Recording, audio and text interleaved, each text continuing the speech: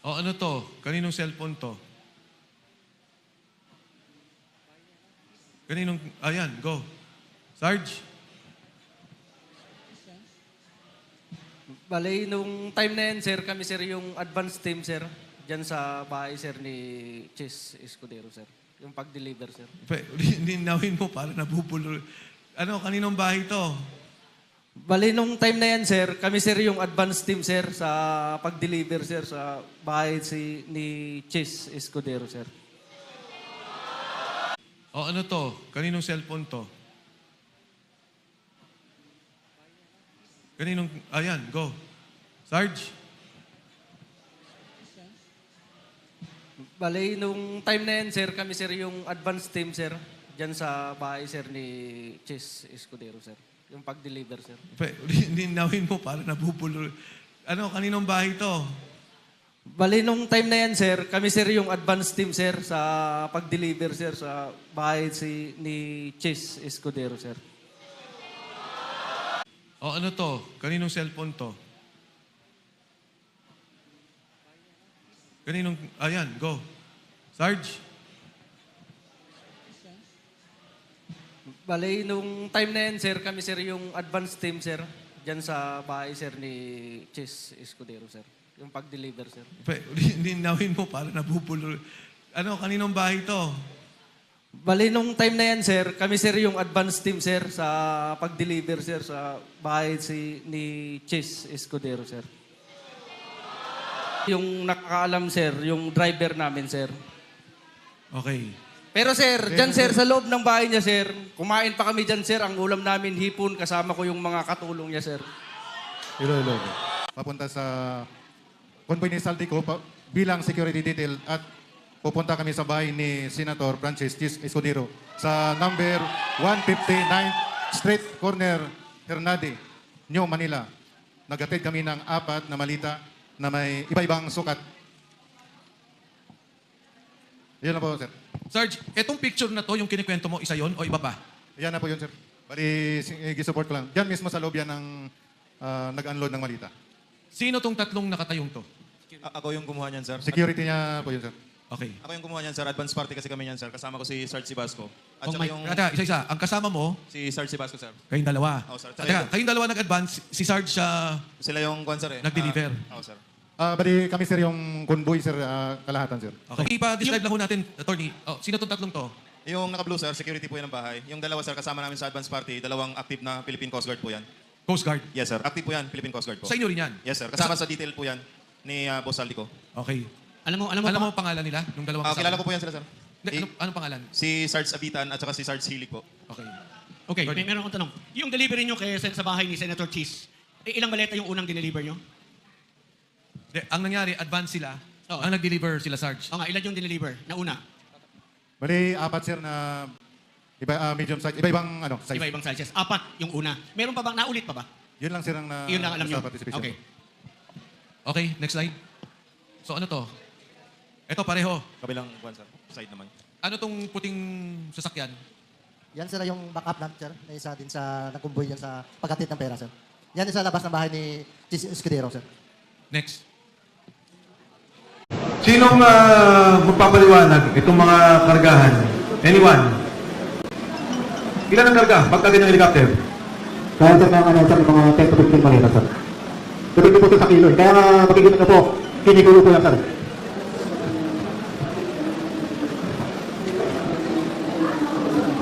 Hindi malinaw.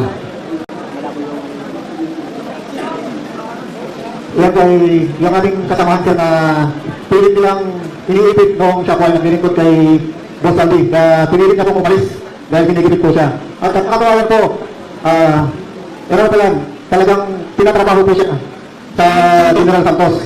Sino to? Si sir, si Neres po. Geraldine Neres po. Okay. At yan po ang marami din alam po. Pinatrabaho ko yan. Kaya pinuntahan ko yan mismo ni Colonel Dominguez doon sa kanilang bayan po sa General Santos.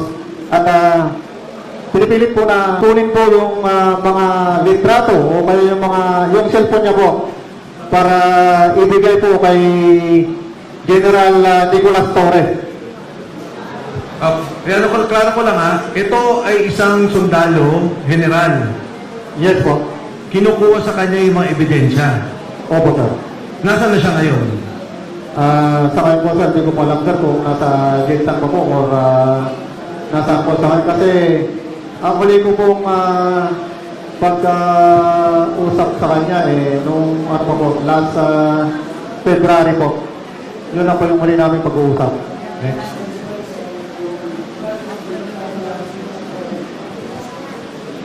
Sabihin mo kung ano yung building. Kung ano yung... Sir, ako si Rick Pinigan, sir. Ako po yan, sir, at nakasama ko yan, sir, si Takor Licote sa nandun kami sa, sa Pao di Masinlok. May meeting naman noon, sir, na sa nasayin kasi ako nun, sir, kay BRD kung tawagin si Boss Bernard Peralta, yung mga mga congressman, senador. Yan po yung nakasama ko nun siya, sir, si Takor Licote sa. Okay, so ito yung patunay na kasama niyo si Orly Gutesa. Okay? Tama, ito Yes, yung sir. litrato. Yes, sir. Cellphone ko kasi yan, sir, Yung ano yan, sir. Next.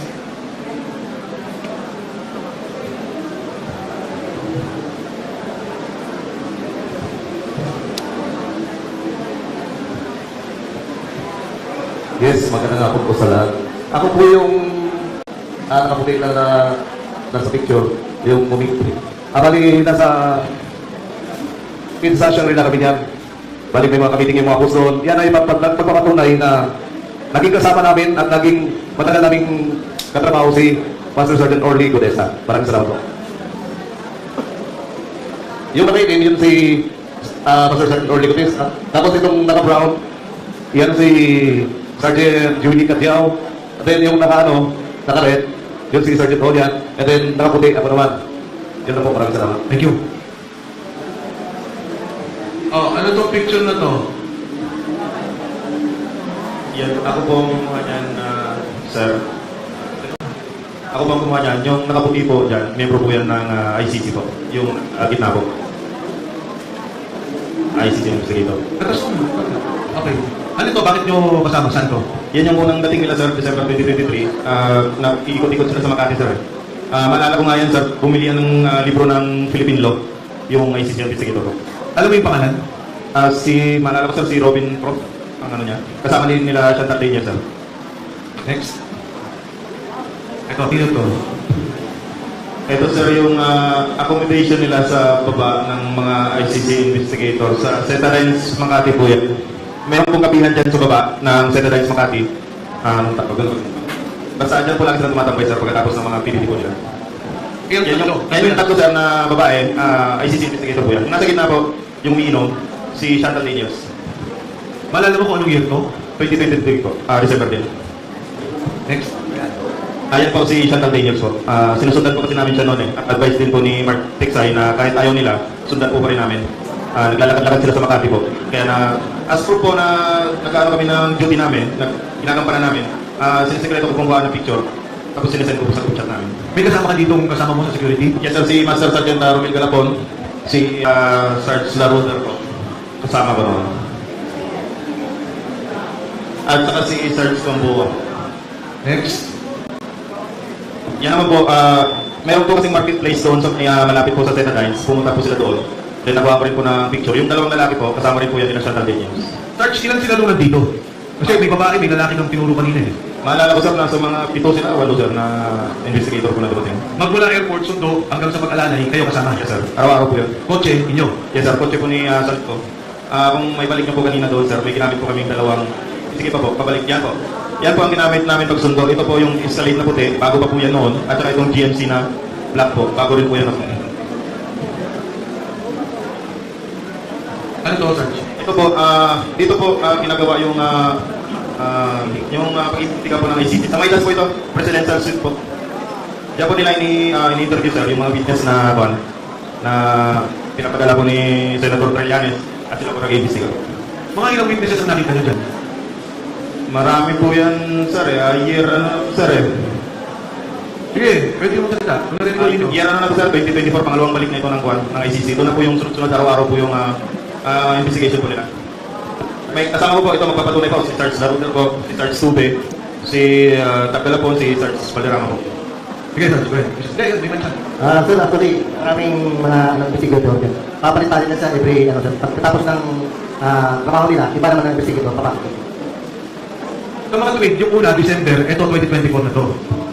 Tapos, dire-diretso. 2024 po, tapos ang tigil naman sila, 2025 naman sa tuwan. Kapawat natin mga pito. Yung ICC po is dumadating po 5, tapos papalipahin na po nila bago, iba naman ang grupo na investigator. Ito ang Midas. Hotel pa ito ni Sandy nung panahon yan. Yes, sir. Next. Yan rin po yung kasama po yung karugtong po yan ng kuhan, sir, na dining kanina. Pagka wala pa po kuhan, dyan sila nagpapahinga. Sa Midas din po yan. Doon sa mga pag-interview na nakita nyo, sino mga Pilipinong opisyal ang nakita nyo doon? Ang maalala ko po, yung inimbestiga po nila, sir, ang nagiging witness po. Yung pwede naman yung witness o kung naalala nyo, kung mismo may mga opisyal ng gobyerno nakasama. Ay, hindi ko po alam kung official si Senator Trillanes po noon eh. Pero siya pa munang na-meet nila. Then, yung sa mga witness naman po, maalala ko si dating mayor po, Ted Mabilo po. Ako po kasi yung nagsundo sa kanya sa lobby, sir eh. Papunta sa taas. Sarge? Sa akin, sir, ang nakapag-meeting, si Sunny Trillanes, si Colan Torre, at saka si DOJ Secretary Boying Grimolia, nung time na ako na nagpalit kay Mark. Ulit. Dandan, pakiulit. Nung time na ako na nagpalit kay Mark, nung 2 months. Mark Texay? Yes, po. Okay. Bali, ako na po yung assistant ng ICC. Nakita mo nag-meeting dito. Sa Midas, yes, sir. Sa Midas. Yes, sir. Iba pa yung sa bahay ni Ombudsman Boying. Yes, iba yun, sir. Then, miniting din namin yung pumatay kay Kian doon sa Philippine Prison, yung 3 pulis pa. Kasama yung ICC, na ang direct contact namin is si Senator Trillanes. So yung dito sa meeting na to, nang kasama si Senator Trillanes, si Boying at saka si General Torre ba? Pinagin mo? General Torre, sir, sa bahay po niya sa BNR. Sa Bel-Air. Dito, Correction, sir. Dito sa Midas, sir, puro witness lang po ang witness lang ka-meeting nila, sir. Yes, sir. Kadalasan lahat mga pulis po yun. Marami pa yung iba, sir, hindi na namin matandaan. Sa dami ng minitik ng ICC, halo-halo nang di namin matatandaan yung ibang pangalan. okay. Sino ang nag-deliver kay Speaker Martin Romualdez? Lahat? Ipasa niyo yung mic ha. Sa delivery ng pera, hindi yung ibig sabihin kay Martin. Sa delivery ng pera, yung beses nag-deliver. May delivery sa mga, sabi niyo sa secretary, meron, tama? Tama? Congressman, Senador, tama? O sige, pasahan ng mic, ilang beses ka nag-deliver ng pera, total. Ako na witness ko yung pag-deliver ng pera doon sa Aguado, sir. Ilan kay Speaker sa lahat? Sa lahat, bali may pinapano silang mga media sa personality kasi ko na-assign. So, nangyayari dyan, nagbabudget yan sa speaker para sa mga media through Congressman Saldico. Then, mangyayari, ay nabanggit ako nakaraan during Senate Ibon hearing, sir. Yung si... Ano yung nakita? Yung delivery mo ng pera, araw-araw ka? Yes, sir. Pag may mga lakad, sir. Hindi, sa normal. Kasama yung speaker, kasama senador, kasama yung sinasabi mong kinasamahan mo almost every day. Yes, sir. Almost every day, sir. Okay. Bali, ito dahil na-open naman to, sa mga media personality, dadagdag ko doon si Ramon Tulfo. Saan? Sa Pro 87, South Gandia sa Prolog QC. Marios, Tomas Morato, Marios, South Gandia, number 87, Prolog, Quezon City. Halos every Thursday with this. Pagka-meeting niya yung media personality ko na iniskorta na si Mr. Joey de Guzman. Kaya pala si Ramon Tulfo, gano'n na lang mag-ano, no? Mag-react. Ulitin ko po huwag natin po katsawan yung mga media rito kasi nabukulan yan. Ang tumatanggap naman yung mga boss o editor nila. Sila wala silang kinalaman. Kaya pakiusap ko, huwag natin po silang bulihin. Sarge, basa natin. Yung delivery na lang. May tukuli ka pa? May tagad pa ako, sir. Oh, go. Ayaw ko na sabihin na nadeliveran ko siya dahil every Thursday, hindi ko makakalimutan yan. Thursday ang meeting ng ano na yan, ng PR. Small size na paperback. Ang inaabot ko lagi sa kanya, every meeting. Worth of 2 to 3 million. So, yan ang maalala ko. Meron din akong nadideliveran minsan sa Senate eh. Minsan dito sa TWIZ building, City States, Station Boulevard. Istasyon ko yun Buti na lang, wala na ako ron. Ano yun, Sarge? Nagdala kong mic. Na importante lang. Tangin lang kita. Kay lahat. Sa mga binanggit niyo, sundan ko yung kay Kong Mike. Nandun na yung hype eh. Nung tinanong ni Kong Mike, may natanggap ba? Ilan ang nag-deliver kay Martin Romualdez? Halos kayo nagtaas ng kamay. Buuin na natin. Nag-agree ba tayo na halos karamihan sa ating nasa legislative branch nakatanggap? Meaning to say, mga congressman at ibang mga senador. Nakatanggap? Hindi. Hindi ko marinig. May natanggap o wala? Basta statement niyo. Meron. Sa executive branch, may nakatanggap? Wala. Meron. Sa judiciary, may nakatanggap? Wala. Wala kayong binanggit. Sa statement nyo ba may nabanggit kayo na may na-deliver na sa judiciary? Wala. Okay? Sa Comelec, nabanggit nyo, kanina nakikinig ako, may naka-deliver. Sa media, ay naka-deliver. Isang napakahalagang tanong, may nakatanggap pa sa ating mga kapulisan at kasundaluhan. PNP and AFP. Please, bisayin yung affidavit at saka doon sa mga bagong dumating. May nakatanggap ba sa PNP at AFP? Kasi may establish tayo rito eh. Kailangan may direction tayo pagkatapos ito. Naawa na rin kami sa inyo. May nakatanggap ba? Paumanhin po ninyo, hindi muna kami magsasalita tungkol sa PNP o AFP. Napaka-sensitive po yan na bagay. Paumanhin mo na. Maraming salamat Attorney Lady.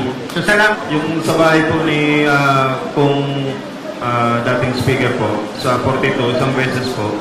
Then sa 14 po, 3 beses po. Then halos araw-araw po yung rotation namin dyan. Then sa sa townhouse and sa Aguado po, lagi-lagi po yan nung time na nakaupo po si boss ng appropriation. Okay, next. Ako po, isang business lang po sir sa bahay ni Martin Speaker Romualdez sa Portito, McKinley. Pero sa delivery, 3 times po a week sir, yung delivery po. kung kanina yan. Yes sir. Okay, thank you. Ako po sir, sa bahay po ni dating speaker. Sa bahay niya po sa number 14, Nara. Siguro nakawalong beses ako mag-deliver ng sir. Ako sir, isang beses sa may Aguado, sa gilid ng Malacanang. Tusan akong magbuhat ng mga paper bag, papasok ng bahay doon, sa malaking maliit doon. Ako sir, sa lahat siguro hindi ko baka sa 30 delivery. 13. Sige, go ahead. Sa akin naman sir, hindi ko mabilang, hindi marami. Kasi noong 2022, kami na yung security ni Boss Jan. Sa Marines, ito lang kami. May 2 victory. So kami yung laging may tasking. Simula 2022 September hanggang December. Yun na lang yung routine namin sir. Okay. Pero ano yun sir, dumami ng security niya. Kasama pa rin naman sa delivery ng 23, 24, 25 hanggang natapos. So mga tweet, nung umpisa, bago siya chairman ng operations, 7 lang kayo. Sa security niya sir na Marines at 2 PNP. Yan na, so siya, pinakamarami. Opo. Ngayon, 100 na kayo halos, di ba? Nung ano yan sir, 2023 nag-hire si Boss, lalo nang umupo siya ng approach. Dahil sa delivery. Security at delivery. Merong Philippine Coast Guard, PNP, PSPJ, ganun sir, dumami na. Pati yung Marines, dumami na rin. Sige, next. Dahil sa akin, experience ko kay dating speaker ng Romualdez, nakapag-deliver po ako doon ng siguro sa isang taon, kulang pa yung 1.2 billion na delivery ko kay Kong Martin. Hindi pa kasama yung individual na delivery namin mga 2 maleta at 3 maleta. Sa akin sir, nakapag-deliver po ako doon kay dating Speaker Martin Romualdez sa number 42, Mabel Road, Northport. Ako sir, nakapag-deliver po kami ng 26 na maleta na puro large kay dating Speaker Romualdez. Doon po sa 14 Nara Street, South Forbes. At saka nakapag-deliver din po ako ng 32 paper bags sa Aguado sa harap ng gate ng Malacanang. Bakit na 34 people ba?